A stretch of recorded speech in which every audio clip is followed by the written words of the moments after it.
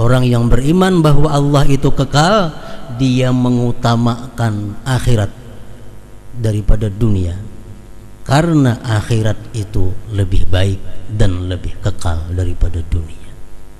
Itu kalau kita bujur-bujur benar-benar beriman kepada Allah Al-Baqi. Dalam kehidupan sehari-hari yang kita utamakan adalah sesuatu yang abadi, yaitu akhirat. Al-Quran mengatakan khairu wa abqa, akhirat itu lebih baik daripada dunia. Ahli tafsir mengatakan menurut sepengetahuan yang ada pada mereka, apa-apa kebaikan daripada akhirat itu terhadap dunia. Ujar mereka mengatakan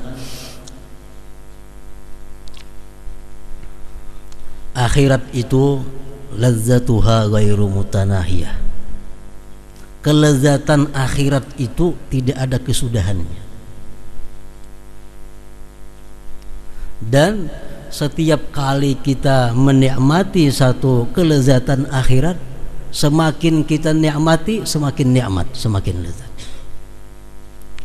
Kelezatannya kadada habis, kadada hilang. Lain dalam dunia. Dalam dunia kenikmatannya hilang. Bisa inya meninggalkan kita, bisa kita meninggalkan inya. Dan lagi kenikmatan dunia itu kalau hanya berupa makanan, paling-paling nyamannya ingat tenggorokan. Lewat tenggorokan samuan sama rasanya. Nah, kalau nikmat akhirat itu kada habis sampai tenggorokan. Kita minum kopi nyaman. Berapa lawas nyamannya? Betul, liurai lagi. Nah, kalau akhirat kita minum kopi akhirat, kelezatan itu gairu mutanahiyah, tidak berkesudahan. Baqi itu artinya adalah zat yang ada dengan tiada kesudahannya. Alladzi yu'abbaru anhu bi annahu al-abadi, yang bisa pula diibaratkan daripadanya itu al-abadi, yaitu adalah abadi, kekal menjadi kita.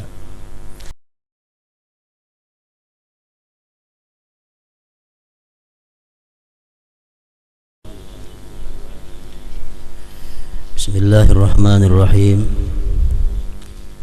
Alhamdulillahil baqi al-mudabbiri khalqahul fani. Asyhadu an la ilaha illallah wahdahu la syarika lahul hadi. Wa asyhadu anna sayyidana Muhammadan abduhu wa rasuluhu da'i. Allahumma salli wa sallim wa barik ala nabiyyil ummi wa rasulil mahdi sayyidina wa maulana Muhammadinil wafi wa ala alihi wa sahbihi wa man bihi yaqtadi, amma ba'd. Yang ke-96 daripada Asmaul Husna, yaitu Al-Baqi. Walladzi yattasifu bil baqa. Al-Baqi itu adalah artinya yang bersifat dengan baqa, atau huwal mawjud bila tanahi. Baqi itu artinya adalah zat yang ada dengan tiada kesudahannya. Zat wajibil wujud, yang wajib adanya sampai tidak ada akhirnya. Itu artinya al-baqi. Alladzi yu'abbaru anhu bi annahu al-abadi, yang bisa pula diibaratkan daripadanya itu al-abadi, yaitu adalah abadi, kekal menjadi kita. Jadi al-baqi artinya yang maha kekal. Qala Allah Ta'ala fi kitabihil karim, firman Allah Subhanahu wa Ta'ala di dalam Al-Quran, kullu syai'in halik illa wajhah. Tiap-tiap sesuatu itu binasa, illa wajhah, kecuali Allah Subhanahu wa Ta'ala. Maksud daripada firman Allah tersebut adalah tiap-tiap sesuatu itu menerima untuk dibinasakan. kecuali hanya Allah, karena Allah bersifat baqa atau bernama Al-Baqi, yang maha kekal. Imam As-Sayuti mengatakan ada 8 perkara yang diciptakan oleh Allah Subhanahu wa ta'ala dan dikehendakinya 8 perkara itu kekal abadi. Jadi ada sesuatu yang dicipta oleh Allah namun dikehendaki Allah sehingga sesuatu itu menjadi kekal. Nah, ini berbeda dengan Allah yang maha kekal. Allah itu maha kekal dengan zatnya, sedangkan ini kekal karena dikekalkan oleh Allah Subhanahu wa ta'ala. Yang 8 perkara itu menurut Imam As-Sayuti yang dikekalkan oleh Allah, pertama adalah Al-Arash. Arash Allah. Macam apa bentuknya itu arash, macam apa ganalnya itu arash, kita kada wajib mengetahui. Yang wajib kita imani bahwa arash itu ada. Wa huwa rabbul arsyil azim. Allah itu adalah Tuhannya arash yang maha besar.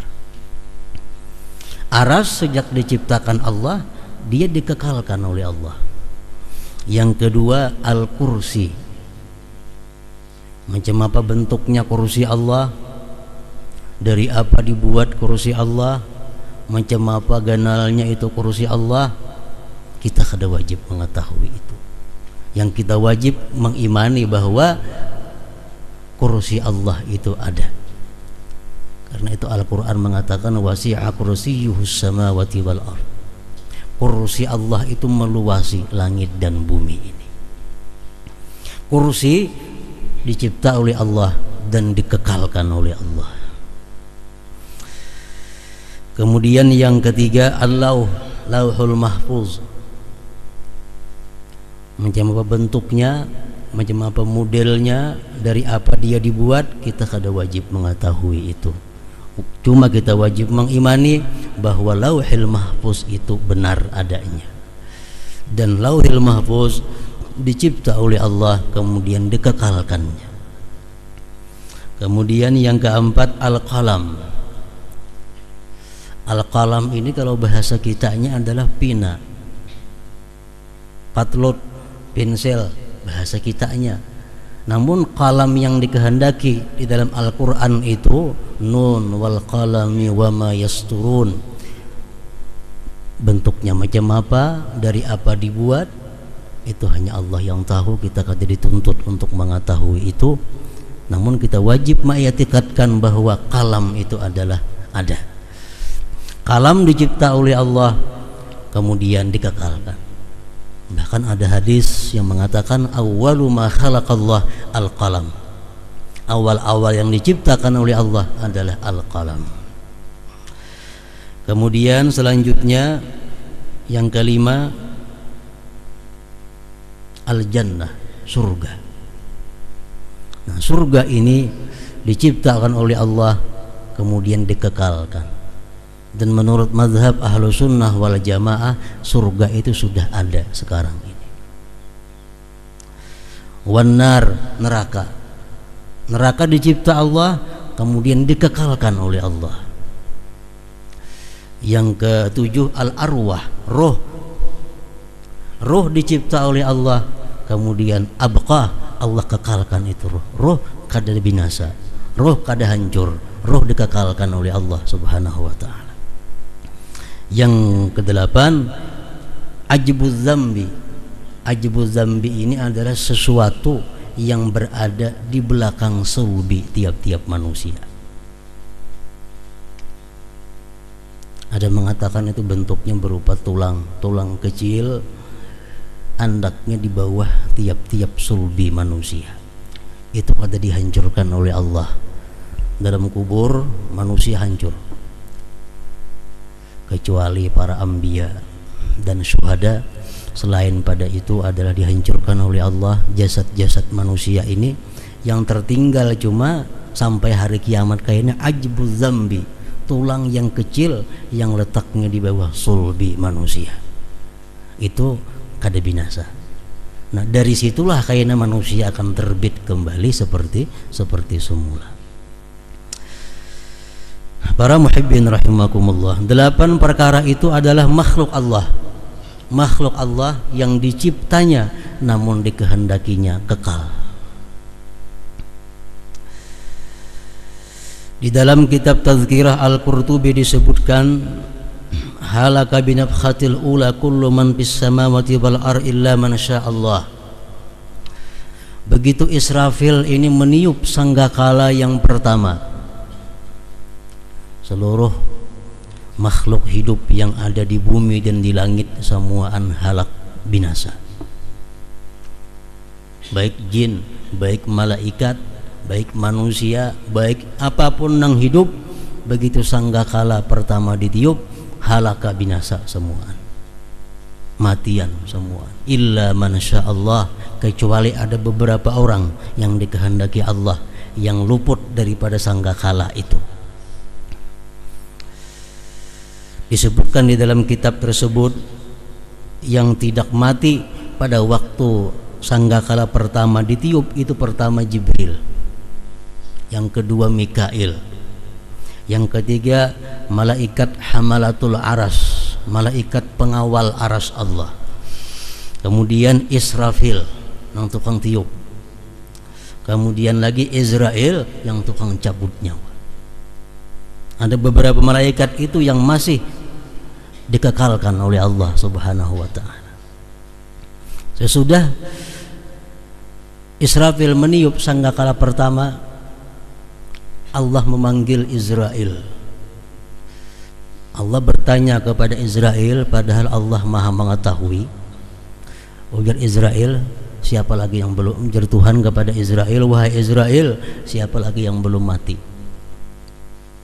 Ujar Israel, pertama Jibril, kedua Mikail, ketiga pengawal aras, keempat Israfil, kelima ulun.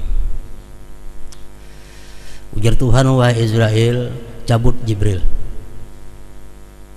Israel pun mencabut nyawa Jibril. Jibril mati. Diperintahkan lagi Israel mencabut Mikail. Mikail pun mati. Diperintahkan Allah lagi Israel mencabut hamalatul aras, malaikat pengawal aras. Israel menjalankan tugasnya, hamalatul aras pun mati. Israel diperintah Allah mencabut Israfil, Israfil pun mati. Ujar Tuhan, wahai Israel, siapa lagi yang tinggal?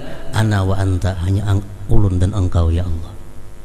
Nah sekarang ya Tuhan, giliran ikam yang aku cabut, wahai Israel. Israel pun dicabut oleh Allah Subhanahu wa ta'ala. Israel pun mati. Nah sesudah semuaan itu halaka mati, Allah Subhanahu wa ta'ala berfirman, Anal Jabbar limanil mulkul yauma. Ujar Tuhan, akulah yang gagah perkasa. Siapa sekarang ini yang punya kerajaan? Limanil mulkul yauma, siapa sekarang ini yang punya kerajaan? Kata menjawabnya, Allah menjawab sendiri, lillahil wahidil qahar, bagi Allah al-wahid yang maha tunggal. Inilah Allah Subhanahu wa ta'ala al-baqi, artinya yang maha kekal.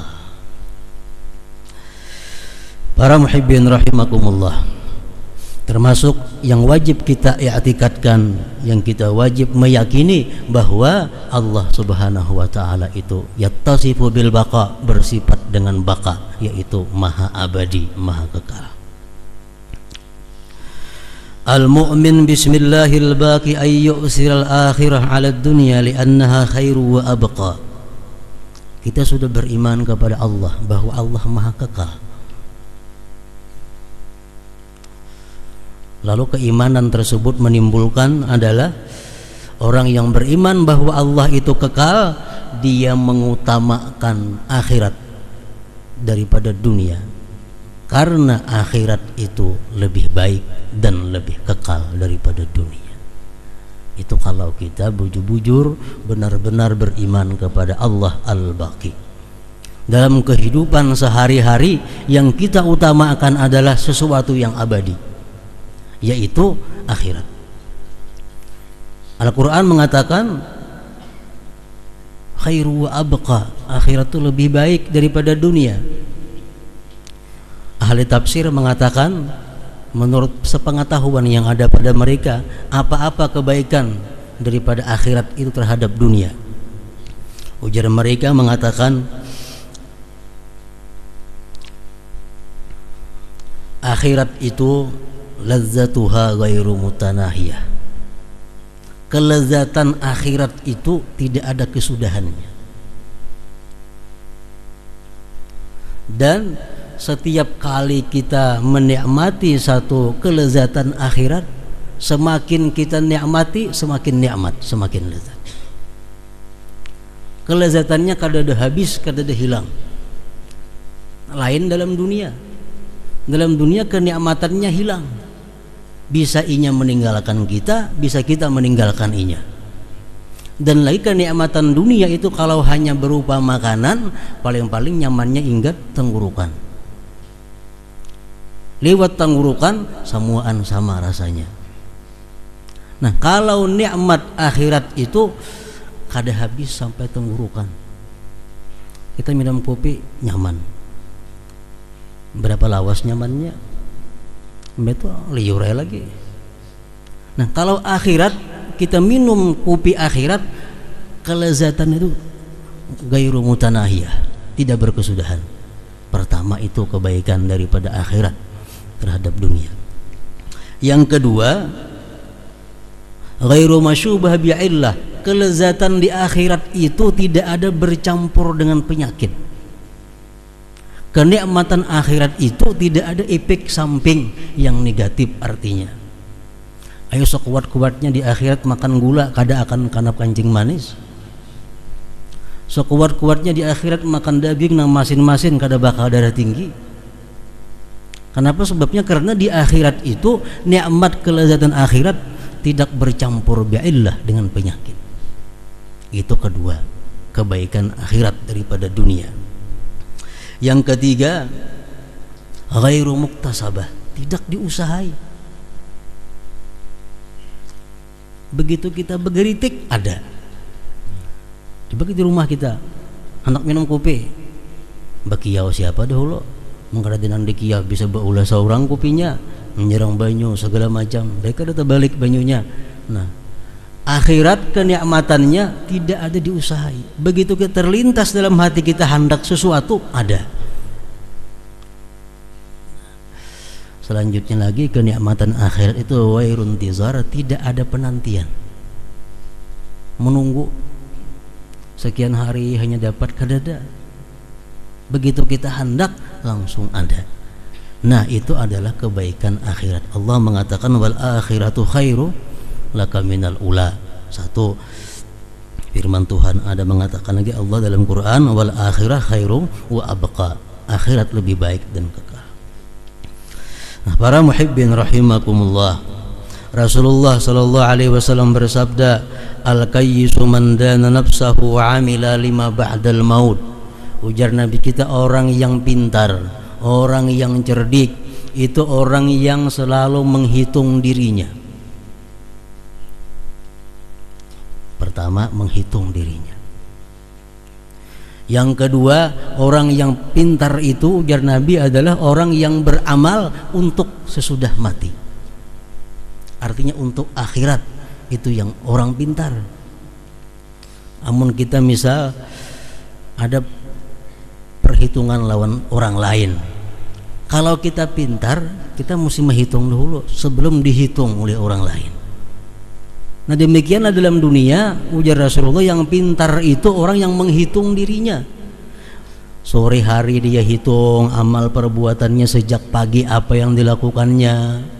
Bila perbuatan itu baik, dia mengucap alhamdulillah. Bila perbuatan itu merupakan dosa, dia minta ampun, astagfirullah. Nah, itu orang pintar. Nah, kayaknya bisukan dia menghitung lagi dirinya apa yang dia lakukan sejak maghrib sampai pagi, apa-apa amal ibadah yang dilakukan, apa-apa dosa yang dilakukan. dihitung terlebih dahulu sebelum dihitung oleh Allah Subhanahu wa taala. Hasibu anfusakum qabla an tuhasabu. Kalau orang nang menghitung sulit kaina jadinya. Yang kedua, ujar Nabi, orang pintar itu adalah orang yang beramal untuk sesudah yang mati. Wal amal lima ba'dal maut. Bukan hanya kita menyiapkan kendaraan segan dalam dunia, kita mesti ada kendaraan di akhirat. Jangan hanya kita berisi kebun dalam dunia, tapi kita mesti berisi kebun di akhirat. Jangan hanya berisi rumah dalam dunia, mesti ada berisi rumah di akhirat. Nah, samuan itu adalah pekerjaan sesudah mati. Kenapa kita takut mati? Takutan kita mati, sebabnya kita di sana kada punya rumah, kita kada berisi kebun,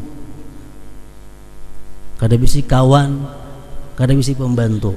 Nah, orang-orang yang sudah di akhirat tuh punya gedung, punya kendaraan, punya kebun, tidak akan takut mati itu. Kenapa? Karena mereka sudah menyiapkan segala sesuatunya untuk sesudah mati itu. Nah, orang yang pintar, ujar Nabi kita, orang yang beramal untuk sesudah mati. Para muhibbin rahimakumullah, keimanan kepada Al-Baqi, nama Allah yang maha kekal, bahwa kita mengutamakan akhirat terhadap dunia karena akhirat lebih baik dan kekal. Allah Subhanahu wa taala di dalam Al-Qur'an menjelaskan apa-apa yang mesti kita persiapkan untuk sesudah kematian. Firman Allah, qad aflaha man tazakka wa dzakara isma rabbih fa shalla bal tu'thiruna al-hayata ad-dunya wal akhiratu khairu wa abqa. Sungguh beruntung, ujar Tuhan. Bila Tuhan itu mengatakan beruntung, ya sudah, walaupun sedunia orang mengatakan kita rugi, lebih bernilai penilaian Allah. Sungguh beruntung orang-orang yang membersihkan dirinya. Kemudian wa dzakara isma rabbih, dan orang-orang yang berzikir kepada Tuhannya. Maksudnya orang-orang yang memperhiasi dirinya dengan segala sifat kebaikan. Fasalla, dan dia beribadah kepada Allah Subhanahu wa taala. Itu yang beruntung. Bal tu'thirunal hayatad dunya, tetapi kalian mengutamakan dunia, sehingga jadi kada beruntung. Bal tu'thirunal hayatad dunya wal akhiratu khairu wa abqa, padahal akhirat itu lebih baik dan lebih kekal. Nah, dalam ayat itu oleh ulama tafsir disimpulkan ada 3 perkara. Pertama, kita dituntut membersihkan diri. Yang kedua, memperhiasi diri. Yang ketiga, melakukan ibadah kepada Allah Subhanahu wa taala. Itulah orang-orang yang beriman sepenuhnya kepada nama Allah Al-Baqi itu, yang maha kekal. Para muhibbin rahimakumullah, dari apa diri kita dibersihkan? Dari sifat apa diri kita dibersihkan, dan dengan sifat apa diri kita diperhiasi? Ulama-ulama tasawuf mengatakan ada 7 sifat pokok yang diri kita mesti dibersihkan dari yang demikian.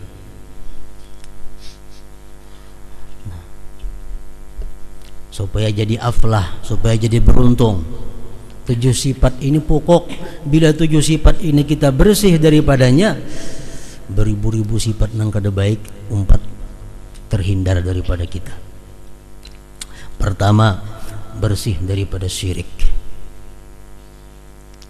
Syirik artinya menyekutukan Allah Subhanahu wa taala, menyembah sesuatu selain Allah, menyembah sesuatu beserta menyembah Allah, syirik ngarannya. Atau kita mengiktikadkan di dalam hati ada sesuatu selain Allah yang memberikan manfaat dan mudarat, syirik kita. Atau kita mengiktikadkan dalam hati ada sesuatu bersama-sama Allah yang bisa memberikan manfaat dan mudarat, syirik kita. Nah, dibersihkan diri kita daripada syirik. Termasuk syirik lagi adalah kita mencintai seseorang musyrik karena syiriknya. kita menjadi syirik. Kita mencintai seseorang musyrik karena kesyirikannya. Kalau kita mencintai orang musyrik karena dia suka memberi makan, karena dia suka membantu aku, lalu kita sayang kepada orang musyrik, itu lain kisahnya. Ini kita katuju kepada si musyrik itu karena kesyirikannya. Nah, kita jadi syirik. Kita menjadi syirik.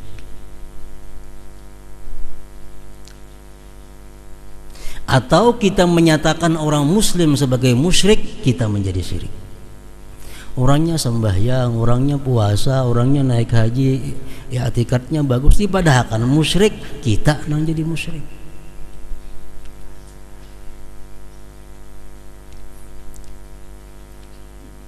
Dan termasuk juga tadi kita menjadi syirik kalau kita senang, kita cinta kepada syirik, walaupun kita kadang menyekutukan Allah. Makanya oleh para ulama disebutkan kalau ada orang yang hendak masuk Islam, kita mesti segera menalkinkannya 2 kalimat syahadat. Rahatan makan, ampih makan. Rahatan sembahyang sunat, batal sembahyang sunat. Kalau ada orang hendak masuk Islam.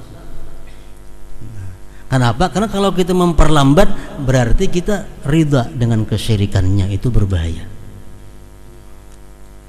Di kampung ada orang yang masuk Islam, lah kasih Islam makan, bacakan 2 kalimat syahadat, jangan mahadang dibawa ke situ kamari, mau dibawa ke Banjar, dibawa ke Barabaya, ke Kuta, kepada tuan guru, kada sarana. Ada orang mengatuk, kenapa? Nama Islam sini baca 2 kalimat syahadat. Nah, dintu maka jangan diberi waktu untuk berlambat-lambat dia di dalam kemusyrikan. Itu membahayakan akidah kita. Apalagi kita menyuruhnya berpikir, oh nambah Islam nah, kan pikirkan dulu baik-baik. Nah, kita jadi musyrik nih toh. Nah, kita jadi musyrik. Kenapa? Karena kita kadang mengakui kejahatan itu syirik. Jadi banyak hal yang membuat kita ini menjadi syirik. Kita mengiktikadkan keampuhan satu obat. Obat ini ampuh luar biasa, orang yang lumpuh jadi buka. Kita kada ingat bahwa itu adalah perbuatan Allah.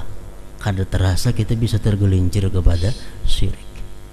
Nah, yang pertama diri kita dibersihkan daripada syirik ini. Risikonya syirik ini adalah innahu may yusyrik billah faqad harramallahu alaihi al-jannah wa ma'wahu an-nar. Orang-orang yang syirik dengan Allah, Allah haramkan dia masuk surga dan tempatnya adalah di neraka. Itu syirik. Allah tidak mengampuni syirik, dan Allah hanya mengampuni selain syirik bagi orang-orang yang dia kehendaki. Jadi kalau kita menyekutukan Allah, kita tidak bakal diampuni Allah. Kada akan bakal mendapat anugerah maghfirah, ampunan dari Allah.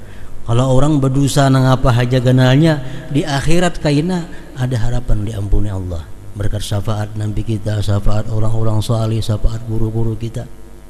Kalau syirik kada bisa diampuni oleh Allah Subhanahu wa taala.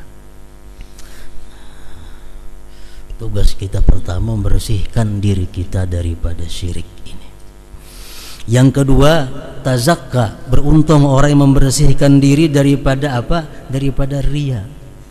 Riya ini asyirkul asghar, syirik kecil. Syirik tapi halus. Dalam kitab Al-Kabair disebutkan di sana bahwa di akhirat nanti di tengah-tengah mahsyar, di tengah-tengah manusia, orang-orang yang riya itu dipanggil sebagai ya mukhadi', hai orang yang penipu. Ya fajir, hai orang yang durjana. Macam-macam panggilan yang kada baik kepada orang yang riya. Riya artinya adalah beribadah kepada Allah tapi tujuannya bukan Allah. Seorang laki-laki datang kepada Rasulullah sallallahu alaihi wasallam. Laki-laki ini bertanya, "Wahai Rasulullah, man najah?" Apa keselamatan itu wahai Rasulullah? Kayak apa supaya selamat artinya? Rasulullah menjawab, "An la tukhadi Allah." Engkau jangan sekali-kali menipu Allah. Ujar laki-laki, wa kayfa yukhada'ullah, bagaimana Allah itu bisa ditipu? Rasulullah menjawab, anta amala amalan amarakallahu wa rasuluh wa turidu bihi ghaira wajhillah. Engkau beramal sesuatu amalan yang diperintah Allah dan Rasul, tapi engkau menghendaki selain Allah. Itu ngarannya menipu Allah, riya. Sembahyang itu perintah Allah, tapi hatinya bukan untuk Allah. Sedekah itu perintah Allah. Nah, perintah Allah bersedekah, tapi tujuannya sedekah itu bukan karena Allah, tapi untuk sesuatu selain Allah. Nah, ini riya. Ini yang paling berat. Asyirkul aswar, syirik kecil. Yang ketiga, ujub. Bersihkanlah diri kita daripada ujub. Ujub ini artinya apa? Melihat kemuliaan diri, melihat kebersihan diri, melihat kebaikan diri, lupa kepada Allah yang memberikan semua itu. Nah, ini ujub artinya. Aku sembahyang, aku puasa, aku membaca Quran, aku bersedekah, aku macam-macam disembati umpamanya, lupa bahwa itu kita bisa melakukan itu adalah pemberian Allah. Itu ujub ngarannya. Ujub ini bahayanya apa? Orang yang ujub ini bisa didatangi idlal. Idlal ini adalah orang yang merasa punya jasa di sisi Allah. Idlal. Contohnya orang idlal itu adalah kalau dia berdoa kepada Allah, Allah kadang mengabulkan doanya, ini heran. Oh, kenapa Allah kadang mengabulkan doaku? Maka aku tadi sembahyang, aku puasa. Si fulan tuh kenapa kabul? Makanya kada sembahyang ada kekaruan. Nah, ini idlal. Kalau dia berdoa kepada Allah, Allah kadang mengabulkan, dia merasa heran. Kenapa Tuhan kadang mengabulkan doaku? Maka aku sudah baik. Nah, itu akibat daripada ujub. Itu paling berbahaya. Merasa Allah tak hutang lawan dirinya. Padahal inya lupa bahwa dia sembahyang, dia berdoa, dia membaca Quran, itu bisa dilakukannya adalah berkat pertolongan Allah Subhanahu wa taala. Nah, ujub itu melupakan demikian. Timbul keaku-akuan jadinya. Yang keempat yang wajib dibersihkan untuk menjadi beruntung, aflaha man tazakka, adalah al-kibir, sombong. Sombong ini bukan orang yang berpakaian mahal. Sombong bukan orang yang berkendaraan mewah. Sombong bukan orang yang makan makanan yang lezat-lezat. Sombong bukan orang yang punya rumah mewah dan besar. Sombong itu adalah artinya orang yang tardul haq wa ghamsun nas. Dia menolak kebenaran dan menganggap orang lain lebih rendah daripadanya. Itu sombong. Si compang camping baju, rumah gubuk, sepeda buruk, tapi merasa lebih mulia aku daripada yang lainnya. Sombong ngarannya. Sombong. Rumah buruk, sepeda rio-rio, tapi dalam hatinya aku lebih mulia daripada orang lain. Ini sombong ngarannya. Wajib kita hindarkan sifat sombong itu. Yang kelima adalah tamak. Tamak. Tamak ini hendak tarus artinya. Hendak terus, selalu kada cukup.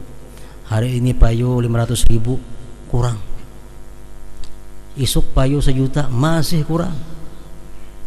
Kadada merasa Tuhan tuh memberi cukup, kadada rasa kurang aja. Kenapa? Sebabnya karena merasa banyak benar yang dibutuhkannya, banyak benar yang diperluakannya, lalu tamak. Rasulullah bersabda, "Law kana libni Adam wadiyan min zahab labtagha lahu masalisa wa la yamla'u yawfa ibni Adam illa turab wa yatubullah ala man taba." Jikalau ada manusia itu mempunyai 2 lembah daripada emas, niscaya hendak 3. Orang bisi toko sebuah pasti hendak 2. Nang bisi 2 hendak 3 buah toko. Nang 3 buah toko pasti hendak 4. Nah 4 buah sapasaran nang ditukarinya. Itu sifat manusia. tamak yang ada pada diri manusia, dan tidak bisa memenuhi akan manusia itu kecuali tanah. Bila sudah mati hanya nyampe. Dari tamak inilah timbulnya orang mencuri, dari tamak timbulnya merampok, dari tamak timbulnya menipu, dari tamak timbul mengurangi takaran ukuran, dari tamak timbulnya orang-orang pejabat itu korupsi. Semuaan akibat daripada tamak, sifat yang kada baik. Yang keenam yang wajib dibersihkan adalah al-hasad. Ini maksiat-maksiat nang tuha-tuha. Takabur itu maksiatnya iblis. Tamak maksiatnya Nabi Adam dalam surga. Seluruh surga boleh dinikmati kecuali sabuting aja nang kada boleh. Ya Tuhan hendak ngerasain nang sabuting nang kada boleh itu. Itu ngarannya adalah tamak. Nang ketiga hasad. Ini maksiat paling tuha. Dengki. Dengkinya Qabil kepada Habil. Al-hasad ya'kulul hasanat kama ta'kulun narul hatab. Kedengkian yang ada pada diri kita itu memakan kebajikan yang ada pada kita, seperti memakannya api terhadap kayu yang kering. Kenapa sebabnya dengki ini begitu besar dalam pandangan Allah? Orang dengki itu satu, tidak ridha dengan pembagian Allah. Ini beratnya. Kalau kita ada dengki, apa arti dengki? Kita keberatan orang lain dapat nikmat, mudahan hilang nikmat daripada inya. Nah itu sudah termasuk dengki. Satu, kada ridha pembagian Allah. Yang kedua, orang yang dengki ini pasti menyambati orang yang didengkinya, mau kada mau. Yang ketiga, orang yang dengki pasti mencari kesalahan-kesalahan orang yang didengkinya. Yang keempat, orang yang dengki pasti mengumumkan kejelekan-kejelekan orang yang didengkinya. Yang kelima, orang yang dengki itu selalu gembira bila orang yang didengkinya dapat bala atau musibah. Nah, semua itu sifat yang kada baik. Makanya satu kedengkian memakan amal kebajikan kita, karena yang ditimbulkannya berbagai macam dampak yang kada baik. Yang terakhir, yang ketujuh, al-amnu min makrillah. Kita merasa aman daripada perdayanya Allah Subhanahu wa ta'ala. Al-Quran mengatakan, afa aminu makrallah fala ya'manu makrallah illal qaumul khasirun. Apakah mereka itu merasa aman terhadap perdaya Allah? Tidak merasa aman terhadap perdaya Allah kecuali orang-orang yang rugi. Kita merasa bahwa kita ini disayang Allah, hati-hati. Kita merasa bahwa kita ini dapat nikmat daripada Allah karena disayanginya, jangan sampai terperdaya dengan demikian. Nikmat yang Allah berikan kepada kita itu, bila kita anggap ini adalah berkat sesuatu amal kita, bila ini sesuatu daripada doa kita, membahayakan kita. Setiap nikmat yang datang kepada kita itu mesti diwaspadai, jangan sampai tergelincir dengan nikmat ini. Itu merasa aman, merasa mati sudah husnul khatimah, merasa sudah bisa menjawab munkar nakir, merasa lulus kena dihisab, sudah merasa kita bisa melewati siratal mustaqim, merasa masuk surga bersama Nabi kita. Nah, perasaan-perasaan seperti itu adalah aman, merasa aman. Ini sangat dilarang. Nang disuruh sebaliknya, takut terhadap perdaya Allah. Aku ini hari ini beramal, baca Quran, berusaha kan esok aku kada kayak apa. Hari ini aku berzikir, berusaha kan hendak mati aku lupa dengan zikir macam apa. Nah, perasaan macam itu mestinya jangan merasa aman daripada perdaya Allah Subhanahu wa ta'ala. Afa aminu makrallah fala ya'manu makrallah illal qaumul khasirun. Nah, 7 sifat ini yang wajib kita buang apabila kita hendak termasuk dalam firman Tuhan, qad aflaha man tazakka wa dzakara isma rabbih fasalla. Para muhibbin rahimakumullah, merasa aman terhadap perdaya Allah menyebabkan kulir beribadah. Akibatnya menunda-nunda tobat, menunda-nunda sembahyang malam. Kayaknya sudah tua aja aku beribadah. Umur sudah 60, sudah tua aja apabila lagi. Itu akibat apa? Merasa aman daripada perdaya Allah. Menunda segala kebaikan itu akibat merasa aman daripada perdaya Allah. Kalau orang yang takut terhadap perdaya Allah, sekecil apapun nikmat yang datang kepadanya, ini waspada. Ini nikmat Tuhan datang hari ini. Jangan-jangan nikmat ini bisa membahayakan aku. Nah, itu disuruh kita macam itu. Jangan merasa aman daripada perdaya Allah Subhanahu wa taala. Nah, para muhibbin rahimakumullah. Nah, sesudah kita selesai daripada 7 macam sifat nang dibuangi tadi, hanyar kita pakaiani dengan yang baik-baik. Hanyar beribadah kepada Allah Subhanahu wa taala. Nah, itulah sebagian daripada buah keimanan kita kepada nama Allah Al-Baqi ini. Hadratin Nabi Mustafa sallallahu alaihi wasallam. Al-Fatihah.